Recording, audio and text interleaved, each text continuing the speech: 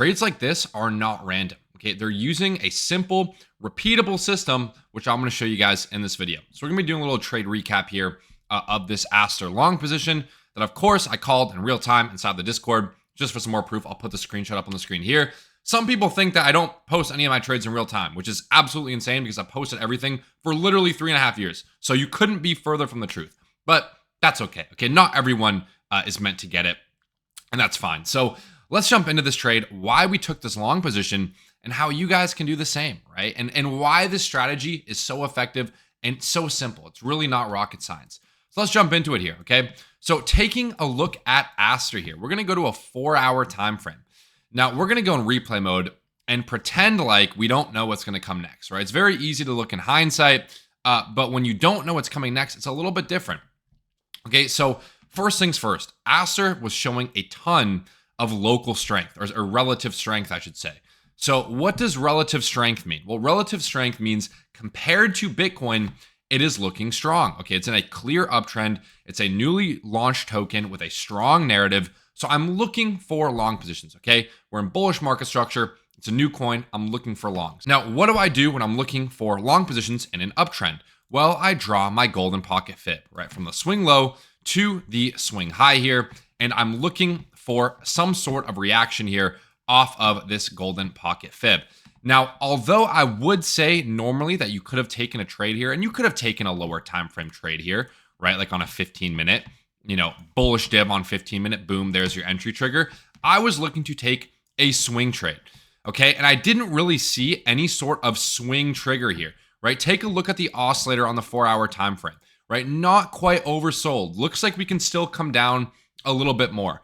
So I was waiting for a setup to scream at me in my face, Matt, take this trade. And I didn't really see one on a 4-hour time frame, right? So at this point, I'm just letting price play out. And I'm alerting my Discord, hey, I'm looking for longs on Aster, but I don't see a good setup yet. But I will be looking to take one if we see a manipulation move below these lows and a reclaim, okay? So this is using something I call the manipulation model. So what you are looking for here, if I delete all of these drawings here, we're gonna pretend like we don't know what's gonna happen.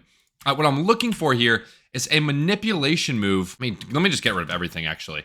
What I'm looking for is a manipulation move below these lows here, meaning for price to close below these lows, faking out everyone that's long from here and long from here, and look to take a long on the reclaim. Now, why was I looking to take this long as opposed to taking a long at the current price? Well, there's a few reasons for that, right? Number one, we are still technically in a downtrend here, okay, with lower lows and lower highs. We didn't really see any sort of impulsive move up. There was no inversion fair value gap. If we saw an inverse fair value gap here, guys, a big noticeable inverse fair value gap with the momentum more oversold, then I probably would have taken a long here. But we didn't see that. We didn't really see an impulsive move up. We didn't see any market structure shifts. We're still in a downtrend. And again, I don't want to take a setup unless it's an A+ setup until the chart is literally screaming at me, Matt, take this trade, right? So again, this is kind of just experience in the market, right? Knowing not to take a trade here when we're most likely going to go lower. Also, some other reasonings. We have this order block here to the left as well. This area of consolidation on a higher time frame, which I saw we could maybe retest. We also have some lows here. So there was some reason for us to go lower. So again, all I'm doing now is I'm letting price play out. And this is when I start to plan my trade, okay? This is when I'm posting in the Discord.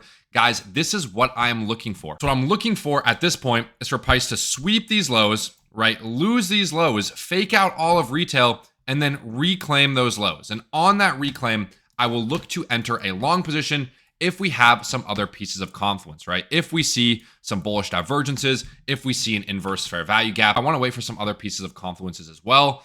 I can also see here we are forming this bearish trend line, which is actually bullish for long positions, right? We have a ton of protected highs here. What is a protected high? Well, it's a high that has not been tested yet, meaning these levels have liquidity above them, and we know that liquidity moves price. So we can expect for price to take out some of these highs, even if we are to go lower in the end. But overall, I'm still bullish. I'm just waiting for the right entry trigger. So we let price play out, right? Some more consolidation, and now price is failing this level, right? So this is when everyone is getting bearish, right? Oh no, we're failing this support level here. We're going to zero, right? I'm gonna mark this level out. This is also a level on the easy algo indicator, right? We're failing this level. It's over. We're going to zero, right? Let price play out. And what do you notice here? Okay, we take out these lows to the left here. We take out this liquidity level. And what do you notice about price, right? Well, number one, momentum is starting to look bullish again, right? We have that buy signal on the oscillator, right? Volume, if we zoom in, volume's increasing to the upside. Take a look at the easy algo indicator as well, right? We have a buy signal on the algo. Trend bar is shifting blue. Looks like we may indeed see a reversal here. So where is your entry trigger? Where do you enter here? Well, on the 4-hour time frame now, right? Zooming back out, I can see that we have a 4-hour inverse fair value gap, right? Directly overlapping our key levels. You can call this a key support zone, right? A key level, an area of interest, a bearish fair value gap. It doesn't matter what you call it. What you're looking for are multiple pieces of confluence at the same level, telling you that this is an area of importance. So at this point, after we failed this level, I am immediately looking for the manipulation move and the reclaim to enter the long position, okay? So again, I'm fading the retail mindset. When most retail traders see this move, right, they fail the key level. Oh no, it's bearish, we're going to zero, we're taking out these lows.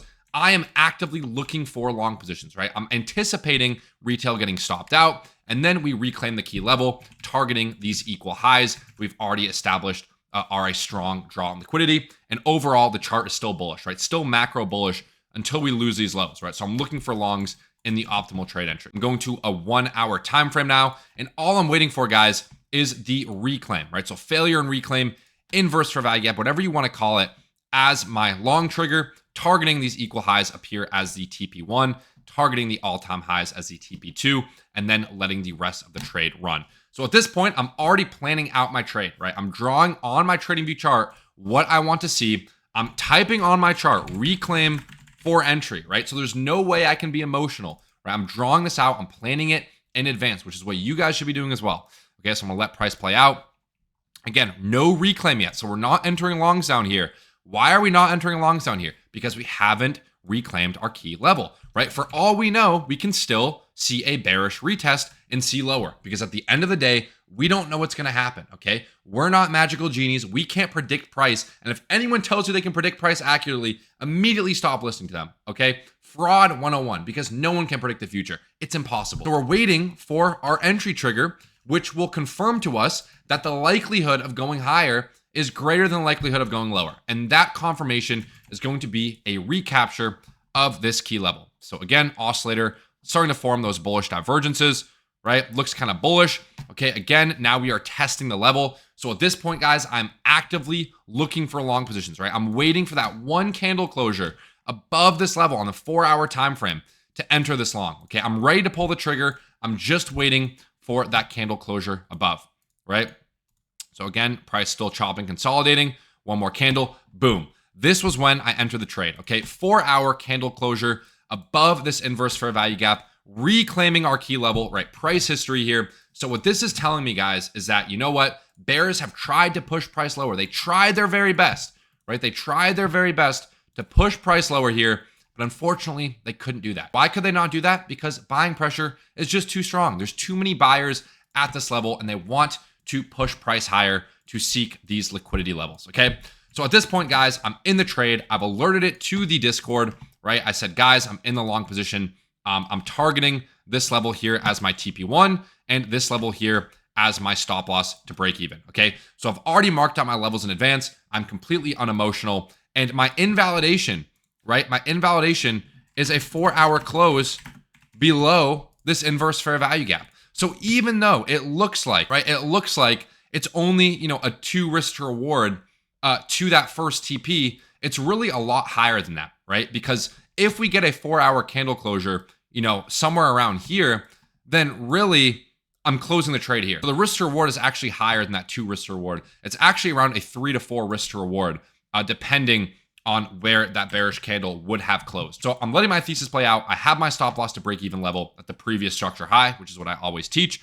And now I am letting the trade ride, okay? Even zooming out to a higher time frame, we saw during that manipulation move, the oscillator printed a bullish buy signal right here, volumes increasing. You can see that the wave trend here on the oscillator is thick in the blue, right? Showing us that there is buy volume coming in, right? Volume flipped blue. So overall, at this point, I'm bullish. We've broken out of the downtrend. Many pieces of confluences here, guys, telling us that we should be long and strong here on Aster, okay?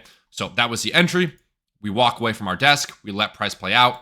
We're going to keep it playing. Boom. Stop loss to break even. And boom. TP1 perfectly on a Friday afternoon. We don't like holding trades over the weekend anyway. So I told the Discord close 40% here.